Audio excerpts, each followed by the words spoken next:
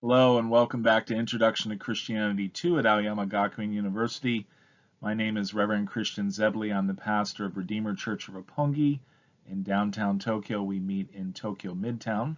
Today's lecture is Lecture 10, Christianity in Latin America. And just as a reminder, we are studying and exploring Christianity together in this class as a global, diverse, multicultural religious movement. What that means is we're looking at roughly 2.4 billion Christians in the world out of a world population of 7.9 billion. So the Christian movement is a third of world population. It is the world's largest religion. And as I've mentioned many times in this course, we are looking at Christianity from academic, cultural, experiential, and global perspectives with three main themes. Number one, origins and the historical development of Christianity as a global movement. Two, Christian thought and teaching. And three, Christian belief and practices. And so today's lecture on the history of Christianity in Latin America falls under number one, origins and historical development of Christianity. So before we jump into Latin America, I just want to have a few review points from Christianity in Africa. And to do that this week, I'm going to show you just a few of the slides from last week, just to be more efficient in the use of time. So the next few slides, you'll see just a few review points about Christianity and Africa, and then we will begin looking at Latin America. Okay, now let's look at the history of Christianity in Africa in more detail. Here's a map of the continent of Africa and its many nations. It's an amazing place. I've had the privilege of visiting there twice. Once in 2010, I went to a conference in South Africa. And then in 2013, I went to one of the newest countries in the world, to South Sudan, to work with some pastors there in leadership training. So Africa is an amazing place. Christianity is growing there, and many economies in Africa are also growing. So let's turn to looking at Africa in more detail. So the population of Africa is 1.216 billion people. There are 54 countries in Africa, and the area of Africa is 30.3 million square kilometers. That's 3 times bigger than the United States. So it is a huge landmass with 1.2 billion people spread out in 54 countries. Global Gospel tells us that by 2030, more Christians will live in Africa than anywhere else in the world. That's only 9 years away. And a current study that I looked up says that roughly 685 million Christians live in Africa now in 2021. But by 2030, more Christians will live in Africa than anywhere else in the world. So Africa is a continent where Christianity is growing rapidly. So let's look at how Christianity has grown in Africa in the past century.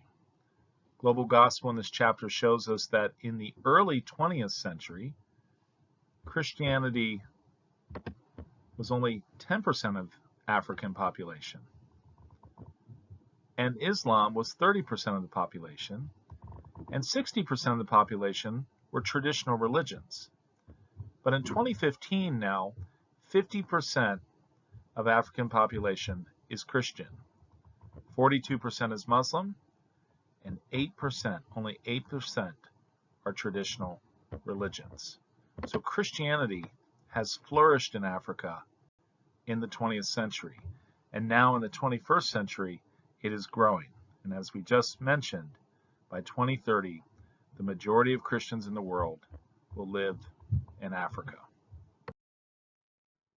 Now, the next major period of the history of Christianity in Africa, according to Dr. Jackson in Global Gospel, is the colonial era between 1885 and 1960, when European nations aggressively colonize Africa for economic gain. So many of the European powers come to Africa and take control of areas of Africa and colonize them for the natural resources in Africa. And so this is another negative period in the history of Christianity in Africa. However, at the same time, there are missionaries also coming from these colonial countries who are bringing gospel teaching, education, literacy, hospitals, orphanages, schools, and so many of these missionaries earnestly loved the African people and worked very hard to share the gospel with them, the love of God with them, and to improve their lives. So this colonial period has both the negative corruption of the economic pursuits of the colonial governments and the positive movement of many missionaries who came to share the gospel and improve the lives of African people. And in many cases, the missionaries would stand up against the colonial governments if there were abuse of the local people. And so it's a time in African church history that was a struggle, where there was corruption through colonization, but yet at the same time, many good-hearted, God-loving missionaries who came to improve the lives of African people, bringing them the gospel, bringing them schools, and meeting many human needs. So this period of the colonial era in African church history. Now, during this colonial period, the churches were established and run by European missionaries for the most part, but there were some expressions of indigenous African Christianity. And one of the people that Jacobson highlights in Global Gospel is William Wade Harries, who is an indigenous African evangelist from Liberia. And originally he was involved in politics, but he became a Christian as a young man, and he was in prison for a period of time. And when he was released from prison, he became a traveling preacher during this colonial period in Africa. And he traveled between Ghana and Sierra Leone. And he is credited with leading over 100,000 African people to faith in Jesus Christ. And he would carry a cross, a Bible, and a rattle to let people know when he'd come into their village to preach the gospel, and a bowl for baptisms. So he was a remarkable person that led over 100,000 Africans to embrace faith in Jesus Christ. And he would not establish churches. He would lead people to Jesus and then tell them, wait, other people will come and build churches. And in some cases, in villages where he had led many to Christ, a few years later, missionaries would show up and build the churches. So even during this colonial period, there were African leaders who rose up and established indigenous expressions of Christianity. Okay, and now we come to the last period highlighted by Dr. Jacobson for the history of Christianity in Africa, and that's Christianity in post-colonial Africa. That's from 1960 to the present day. And this is a period when World War II and the fighting of World War II in Africa begins the end of colonial rule in Africa. By 1960, 16 countries in Africa have claimed independence. And basically, missionary activity slows down and stops in many areas, and indigenous expressions of African Christianity arise. During this post-colonial period, charismatic and Pentecostal Christianity flourishes. In the 1960s, there were more than 6,000 AICs that were established. That stands for African Initiated Churches. So we've just looked at the colonial period where the European missionaries established churches, but in the post-colonial period, after World War II and the countries began claiming independence, the AICs, the African Initiated Churches, are established. Today, 35% of African Christians are Pentecostal, and 80% of African Christians believe in miracles.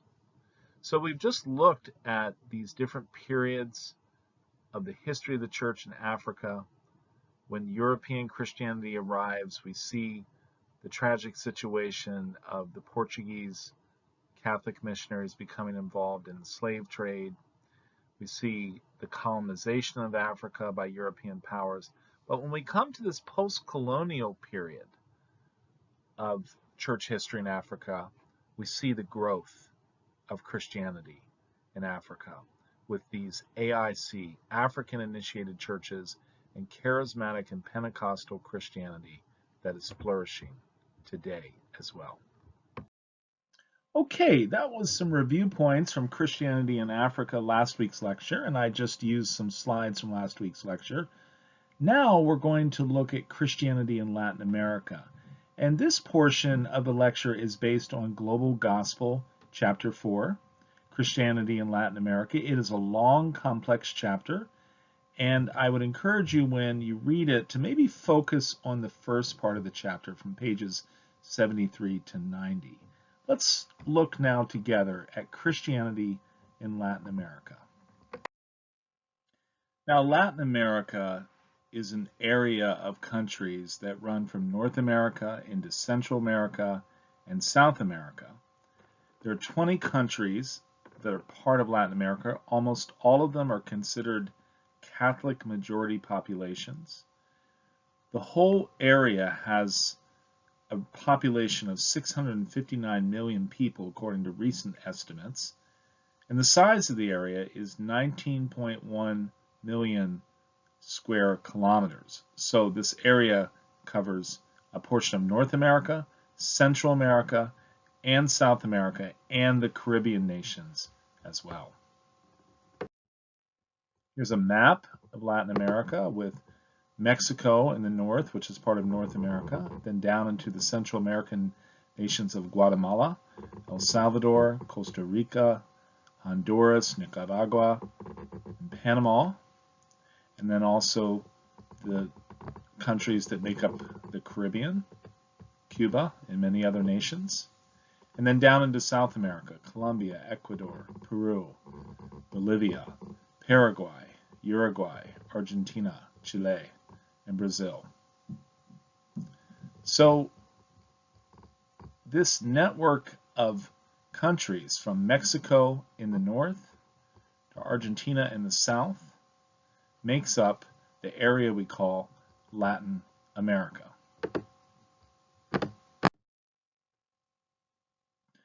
Now, Latin America includes 40% of the world's Catholics and 100 million evangelicals, the Spanish word that could be translated as evangelicals. These are traditional Protestant and Pentecostal believers. 25% of world Christian population lives in Latin America, and 90% of the local populations there identify as Christian. It is a very Christian area of the world. In 2013, Pope Francis, whose common name would be Jorge Mario Bergoglio, of Buenos Aires, Argentina, became the 266th Pope of the Roman Catholic Church. He is the first non-European Pope in 1200 years, and he is the first Pope from the Americas. And this is a great triumph for Catholics in Latin America. Here's a picture of Pope Francis on tour in Latin America. He is greatly loved by Catholics in many countries in Latin America. This is a picture of the Christ the Redeemer statue that towers over the city of Rio de Janeiro. It is almost 100 feet high, and another symbol of Catholicism in Latin America. Latin America, like many countries in Europe, has beautiful cathedrals. This is the La Plata Cathedral in the province of Buenos Aires in Argentina. And you can see it is a very large cathedral like you would find in many countries in Europe. Inside, it is just as beautiful and ornate as many cathedrals in Europe. So we can see the influence of European Catholicism that was brought to Latin America. Latin America is also made up of millions of Christian believers who would be known as evangelicals. These are non-Catholic believers, both traditional Protestants and Pentecostals. And here you're seeing a picture of Pentecostal evangelicals in worship. And again, like many in the Pentecostal movement around the world, their worship is expressive, hands in the air, crying out to God, very powerful, emotional worship. Okay, now let's look specifically at the history of Latin American Christianity, which begins in the colonial era from the 1400s to the 1820s. And this is a similar colonial period like we looked at in the history of Christianity in Africa. However, in Latin America, Christianity begins in this colonial period. In 1455, Pope Nicholas V issued what is known as a Romanus Pontifex, which gave Catholic European kings permission to take land in Latin America and enslave the local populations. Spain and Portugal tried to bring what they call the New World under Christian political rule. And some commentators have called this a violent evangelism because it was the spread of the gospel through military force.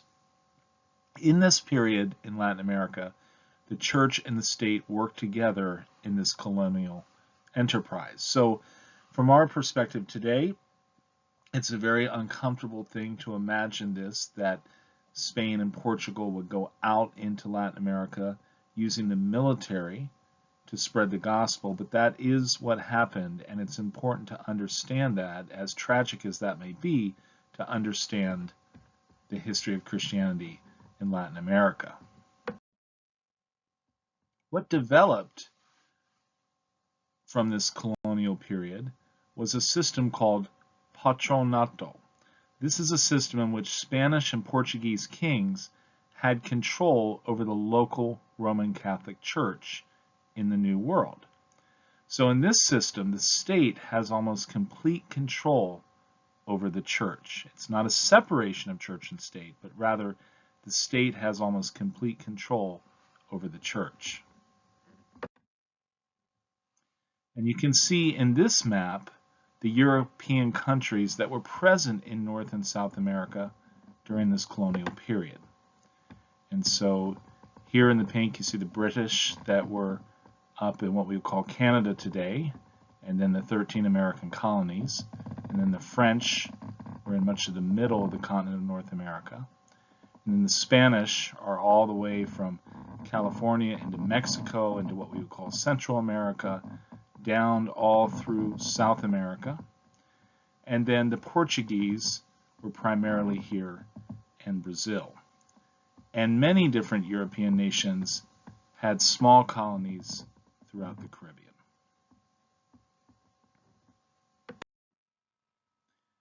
Now during this time, the Spanish and Portuguese are taking over the New World, and they are enslaving the local population to work on large plantations to send profit back to the kings in Spain and Portugal. However, members of the church at this time begin to recognize that this is wrong. They protest this indigenous slavery. And for example, Global Gospel mentions the Dominican preacher Bartolomé de las Casas, who publishes his short account of the destruction of the Indians in Spain in 1552.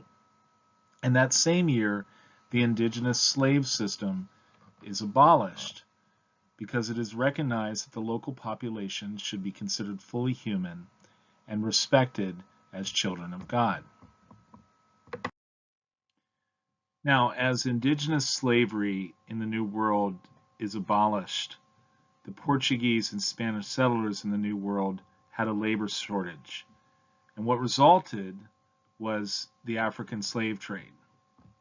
And sadly, between 1650 and 1860, 10 million African slaves are brought to the Americas.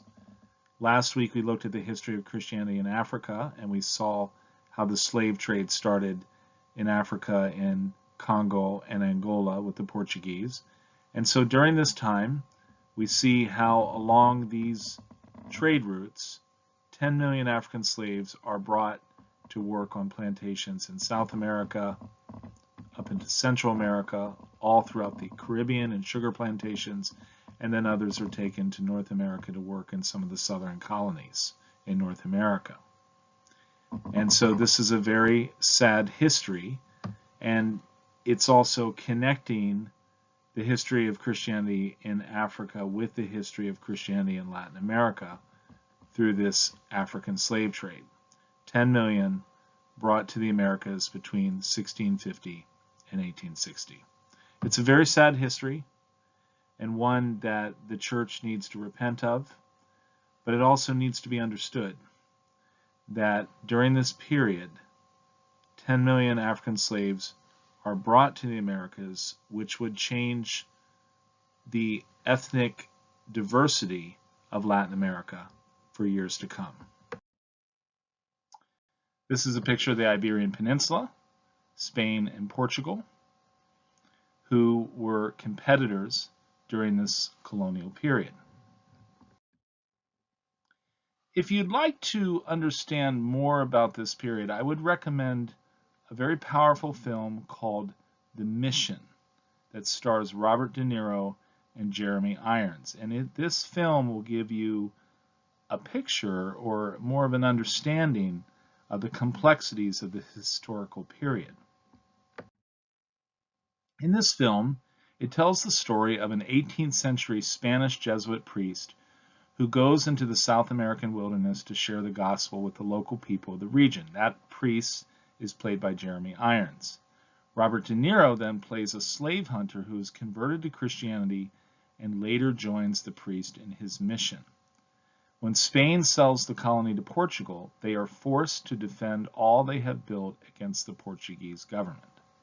And it's a very powerful film that will give you just a better understanding, maybe on an emotional level, of this time period. And it's available on Amazon Prime Video, and you could watch it in your free time. A great film to understand this historical period. This film had a great impact on me about 30 years ago. The next major period in this history of Christianity in Latin America begins in the 1820s through 1900, what's called the Independence period. Now, what starts this period is in 1807, Napoleon invades the Iberian Peninsula and defeats Portugal and Spain. And so in that political imbalance, the Latin American countries begin to revolt.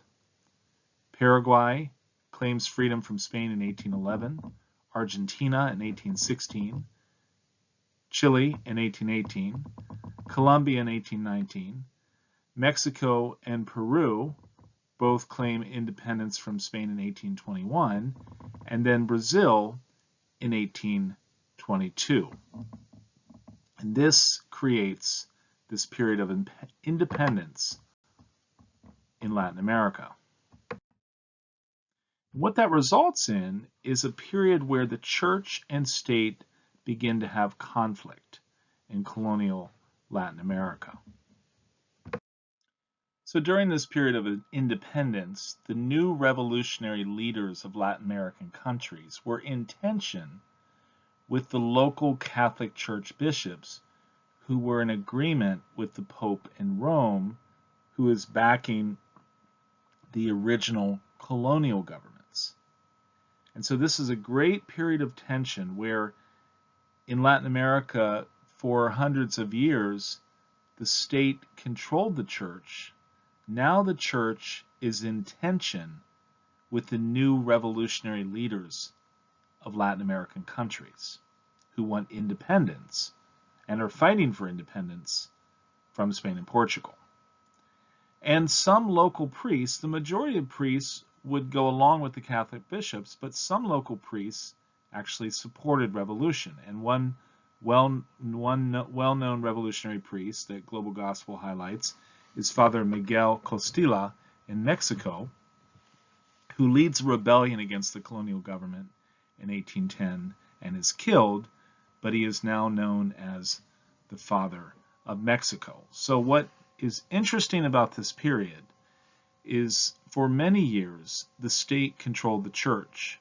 And now with these new revolutionary leaders of Latin American countries arising in this period of independence, those new revolutionary leaders, those new state governments, are in conflict with the local church, whose bishops are siding with Rome back in Europe, who are backing the colonial governments. Okay, well, that's a very complex history, and I would encourage you to look at Global Gospel, the chapter, and also watch Dr. Jacobson's short lecture on this material that I've also put on Course Power. What we're going to look at now is the 20th century, where the Catholic Church becomes a great advocate of the poor. And this is through the movement of liberation theology, where the Church supports the poor of Latin America against harsh policies of new military dictatorships that rise up in Latin America in response to the rise of communism in Latin America. So these new military dictatorships are right-wing, and they are opposed to communism, and therefore they are often in conflict with the poor in these nations that are attracted to communist movements. And during this period, many Catholic activists are killed by their governments for speaking out against the military abuse of the poor.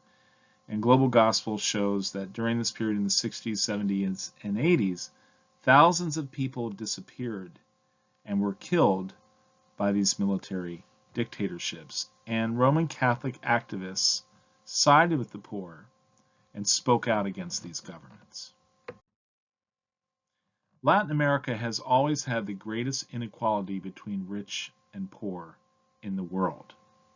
And that's why this conflict between the rich and the poor is so strong. And we can see how this is connected to the history of colonialization in Latin America. Now, the church develops a theology called liberation theology, which we can read here in the picture. If there is no friendship with them, the poor, and no sharing of the life of the poor, then there is no authentic commitment to liberation, because love exists only among equals.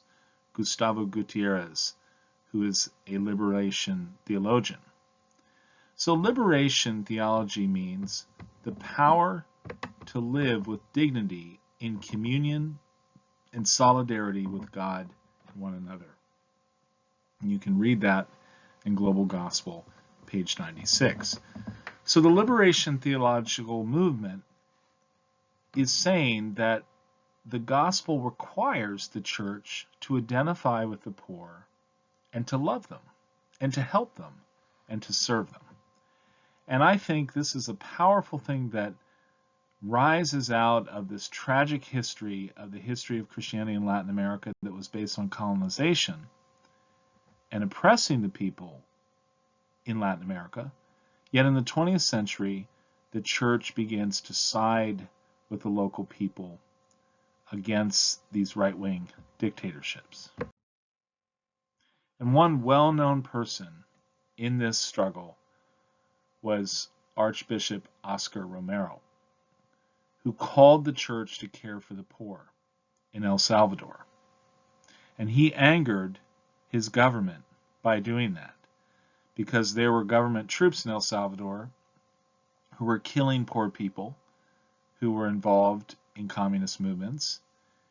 And Bishop Romero was killed while leading Mass on March 24, 1980, for advocating for the poor. And he said the church has to proclaim good news to the poor. So Archbishop Oscar Romero is well known as a Catholic activist who gave his life in advocacy to the poor.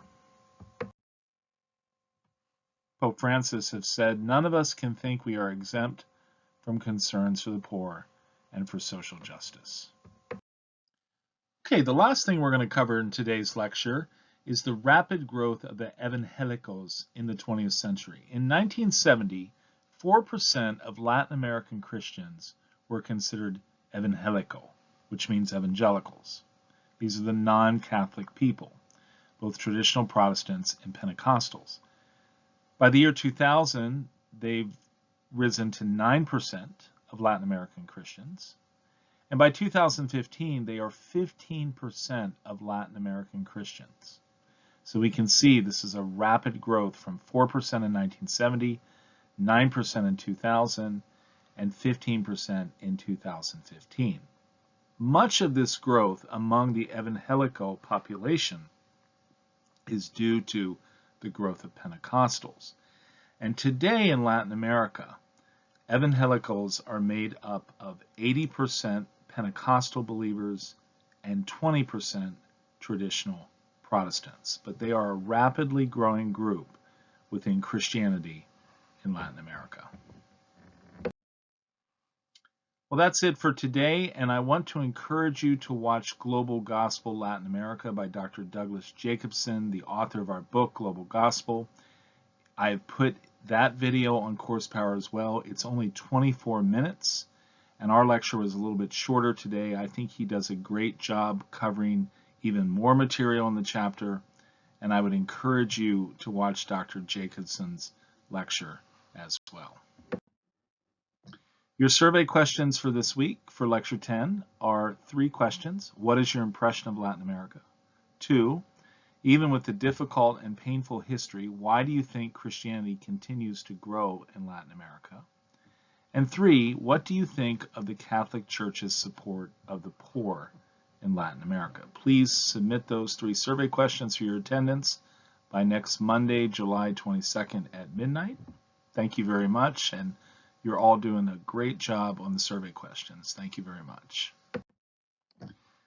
Remember your chapel reports. The majority of you have sent me at least 1 chapel report. Thank you very much. And you need to do 3 by the end of the semester. And a growing number of you have completed all 3. So thank you for continuing to send in your chapel reports. And remember, you have a church worship report that will be due on Monday, July 13th, and some of you are now sending those in as well. That's a 1-page typed report, and there will be no class on the week of July 6, 2021, and that's a good time to work on your report. So you just need to attend a church worship service online or in person and submit a report by Monday, July 13th.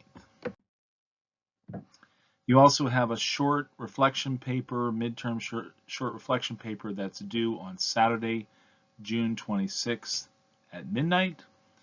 And this is where I encourage you to select 1 topic of personal interest that we've covered so far in the course, and then write a short reflection paper exploring 1 or 2 questions that you have about this topic. So you go out and do your own research, and then you answer your own question. This is a simple reflection paper, not a research paper. So I just want you to reflect on 1 or 2 questions you have about a topic that we've already covered in the course. So, in summary, you have your lecture surveys that are due by the Monday night after each on-demand video that's put up on Tuesdays. You have your online chapel reports, 2 more by the end of the semester. And your first short reflection paper due by Friday, June 26th at midnight, and then the church worship report due by Monday, July 13th at midnight. And at the very end of the course, we will have a final reflection paper, but we'll do that during the exam period. Okay? Thank you very much for all your efforts. I hope you're enjoying this course as we explore Christianity on different continents of the world and as a global movement. Next week, we will continue with Christianity in Europe. So our next class will be Christianity in Europe, and in preparation for that, you can read Global Gospel, Chapter 5. Thanks so much. Have a good week. I hope you're all doing well. I know it's hot out there, and it's a stressful time, so just pace yourselves and I'm thinking about you, and if you have any questions, you can reach me on Course Power. Thanks so much. Take care.